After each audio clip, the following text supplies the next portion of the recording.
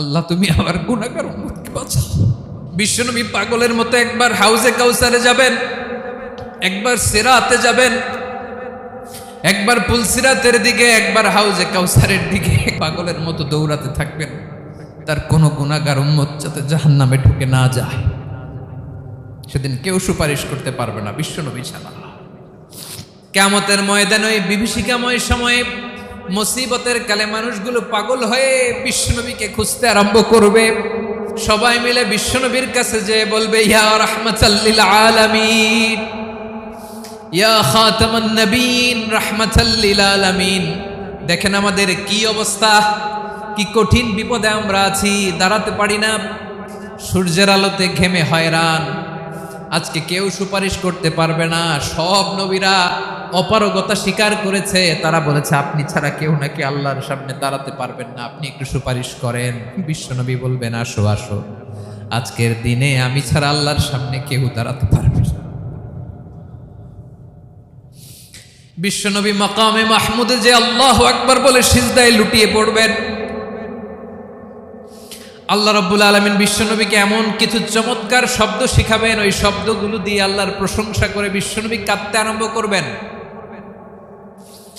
বিশ্বনবী এমন ভাবে অজর দ্বারায় সিজদায় লুটিয়ে পড়ে কাঁদবেন, রব্বুল আলামিনের রহমতের দরিয়ায় জোশ লেগে যাবে।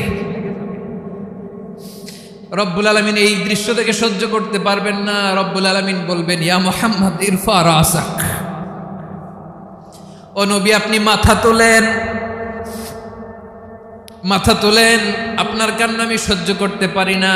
নবী আপনি মাথা তোলেন, সাল তুতা, আজকে আপনি যা চাবেন তাই দেব। নবী আপনি সিজদা থেকে মাথা তুলেন, সাল তুতা, যা চাবেন তাই দেব। ওয়াশফা তুশাফা, যার জন্য সুপারিশ করবেন তার সুপারিশ কবুল করে নেব।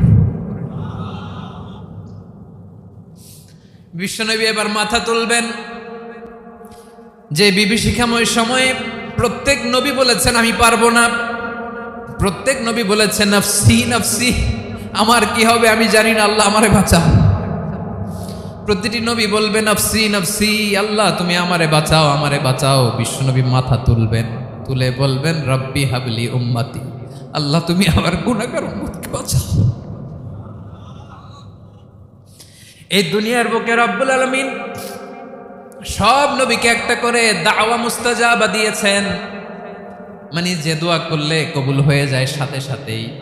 দাও বিহা, দুনিয়ার সব নবীরা ওই দোয়াটা দুনিয়ায় করে ফেলেছে। সব নবীকে আল্লাহ একটা করে দোয়া দিয়ে